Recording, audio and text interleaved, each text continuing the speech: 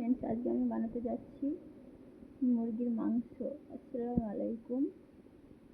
আমার চ্যানেলটা যদি ভালো লেগে থাকে তাহলে তোমরা লাইক, শেয়ার, সাবস্ক্রাইব করো আর দেখতে থাকো।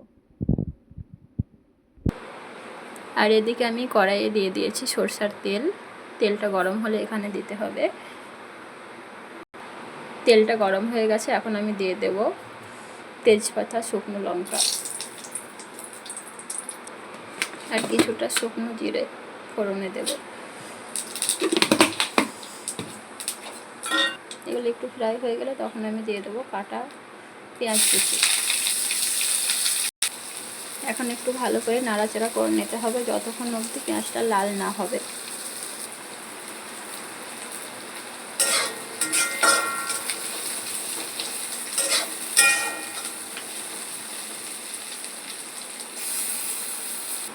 যখন পেঁয়াজটার এরকম কালার চলে আসবে তখন এখানে আমি অ্যাড করব আদা রসুন বাটা।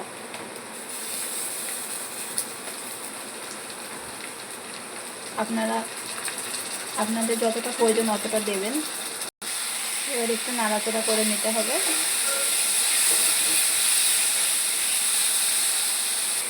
এরপর একটু পানি অ্যাড করব।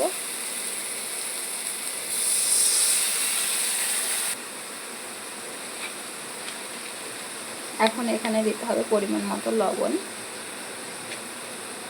আপনাদের যার যতটা প্রয়োজন অতটা দেবেন। পরিমাণ মতো হলুদ গুঁড়া,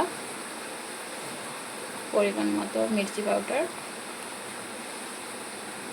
আমরা একটু ঝালটা বেশি খাই তাই ঝালটা একটু বেশি দিচ্ছি, আপনাদের যতটা প্রয়োজন ততটাই দেবেন। তারপরে একটু নাড়াচাড়া করে নেবেন।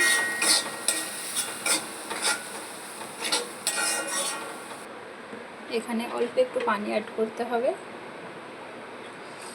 মশলাটা কষানোর জন্য। 2 মিনিট মশলাটা কষিয়ে নিতে হবে।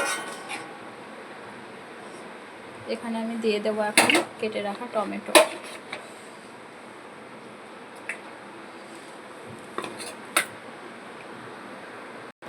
এখন কিছুক্ষণ ঢেকে রেখে মশলাটা কষাতে দেব। এদিকে আমার মশলাটি কষানো হয়ে গেছে, চলেন দেখি।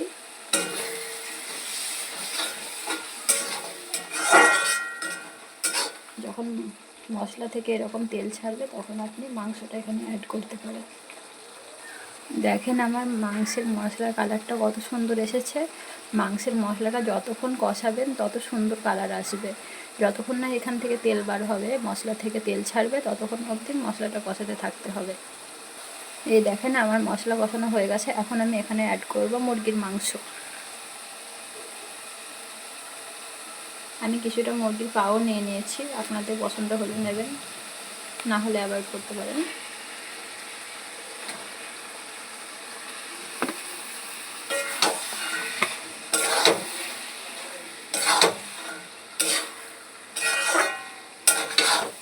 কিছুক্ষণ কষিয়ে নিতে হবে সুন্দর করে।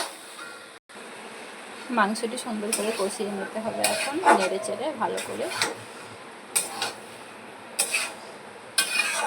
মাংস যত কষাবেন খেতে অতটি টেস্টি হবে,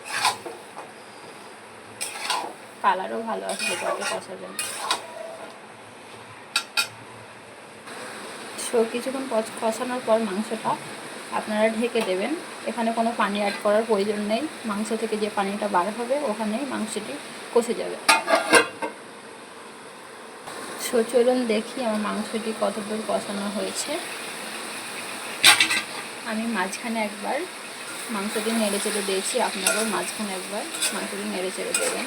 ওটা আমি ক্যামেরার বাইরে নেড়ে দিয়েছি একবার, নাহলে পড়ে যেতে পারে মাংসটি।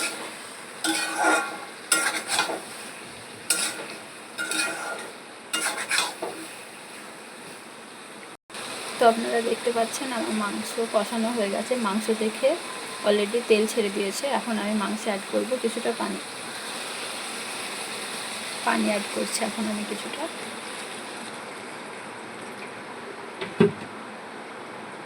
আপনাদের যতটা ঝোল দরকার আপনারা ততটা পানি দেবেন। আমার যতটা প্রয়োজন আমি অতটাই দিয়েছি। তো বন্ধুরা, এখন আমি মাংসটি ঢেকে দেব। কিছুক্ষণ পর আবার ওয়েট করছি আমরা। এখন আমরা গ্যাসের চুলাটা রাখবো মিডিয়াম টু লো আঁচে। মাঝে মাঝে ঢাকনা তুলে একটু নাড়াচাড়া করে দেবেন। এখন আমি অ্যাড করব এই যে এই মশলাটা, দেখুন আপনারা এখানে দিয়েছি। আর আমি এখন অ্যাড করব জিরা পাউডার, এই যে এতটা অ্যাড করছি আপনারা দেখুন। মাংস হওয়ার আগে জিরা পাউডার দিলে সুগন্ধটা সুন্দর হয় আর খেতেও ভালো লাগে, টেস্ট বেড়ে যায় দ্বিগুণ। চলুন ফ্রেন্ডস, দেখে আসি আমার রান্না কত দূর হলো। আমার রান্না প্রায় শেষের দিকে, মাংস থেকে তেল ছেড়ে দিয়েছে।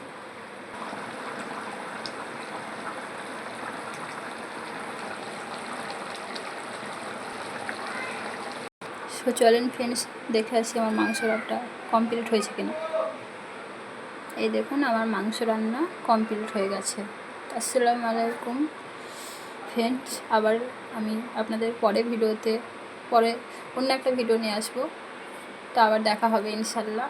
আসসালামু আলাইকুম। আপনারা আপনার চ্যানেলটি সাবস্ক্রাইব, লাইক, শেয়ার করবেন, পাশে থাকলে পাশে পাবেন। তো আসছি আরও একটি পরে ভিডিও নিয়ে আগামীকাল।